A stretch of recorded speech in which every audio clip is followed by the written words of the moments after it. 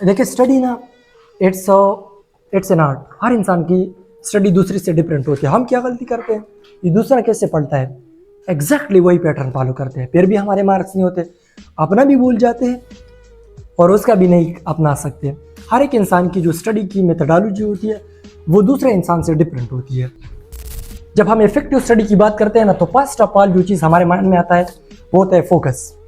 और आप लोगों को हर कोई कहेगा बी फोकस्ड, लेकिन ये कोई नहीं बताएगा हाउ टू बी फोकस्ड। ये क्वेश्चन रह जाते हैं, लोग घंटा घंटा लेक्चर इस पे लेते हैं, फोकस करो और ये आपका टाइम है और प्रूव करो खुद को, लेकिन कोई आपको ये नहीं बताता कि how to be focus.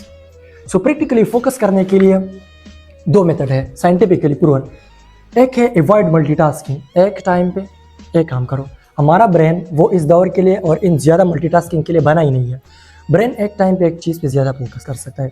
So study के टाइम पे मोबाइल यूज़ ना करें, मोबाइल के टाइम पे दूसरे के साथ बात ना करें, किसी दूसरे के साथ बात करने के टाइम पे मोबाइल यूज़ ना करें। इस स्टेज पे जब आप टेस्ट के लिए तैयारी करते हो तो माइनर चीज़ें बहुत ज़्यादा मैटर करती है।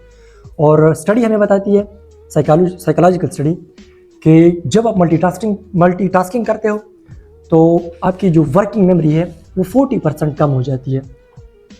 और वर्किंग मेमोरी आप लोगों के लिए इस कम्पिटिटिव एग्जाम में हर स्टेज पर रिक्वायर्ड है, खासकर फिजिक्स और मैथमेटिक्स में।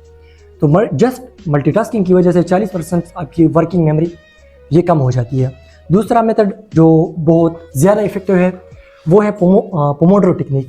पोमोडोरो टेक्निक के मुताबिक आप लोगों ने 25/5 या 50/10, मतलब 25 मिनट आप लोगों ने स्टडी करनी है, फिर 5 मिनट आप लोगों ने ब्रेक लेना है कि ब्रेन को टाइम मिल जाए उस मेमोरी को स्टोर करने के लिए। या आप लोग अगर ज़्यादा आप 25 मिनट नहीं करते तो 50 मिनट तक करें, और 50 मिनट के बाद 10 मिनट एटलीस्ट रेस्ट करें। वो स्टूडेंट जो 3-4 घंटे मुसलसल पढ़ते हैं, तो प्रैक्टिकली मैं बताता हूँ उन स्टूडेंट को देख कर उनका सिलेक्शन नहीं होना, क्योंकि वो फिर कॉग्निटिव ओवरलोड इतना ज़्यादा हो जाता है कि वो चीज़ें रिटेन नहीं कर सकता और बर्नआउट भी हो जाता है, स्ट्रेस भी होता है। सो आप 1 घंटा काम करें, 1 घंटा, फिर उसके बाद आप लोग 10 मिनट ब्रेन को टाइम दें कि वो रिलैक्स हो जाए और मेमोरी को स्टोर करें। तो पोमोडोरो टेक्निक और मल्टीटास्किंग अगर आप अवॉइड करोगे तो आपको इंशाल्लाह फोकस का कोई मसला नहीं होगा। जो दूसरा मसला स्टूडेंट को इस स्टेज पे ज़्यादा होता है वो होता है, स्टूडेंट अक्सर शिकायत करते हैं हम चीज़ें भूल जाते हैं, याद किया था लेकिन भूल गया। और फिर ये अक्सर स्टूडेंट इस लेवल पे जाते हैं ना कि बार बार इसके लिए सप्लीमेंट लेते हैं, बार बार इसके लिए एक्सरसाइज करते हैं, बार बार डॉक्टरों के पास जाते हैं। कुछ लोगों ने तो एपीसी में डिमेंशिया पड़ी होती है, वो डायरेक्टली कहते हैं हमें डिमेंशिया है, लेकिन डिमेंशिया इज टोटली डिफरेंट।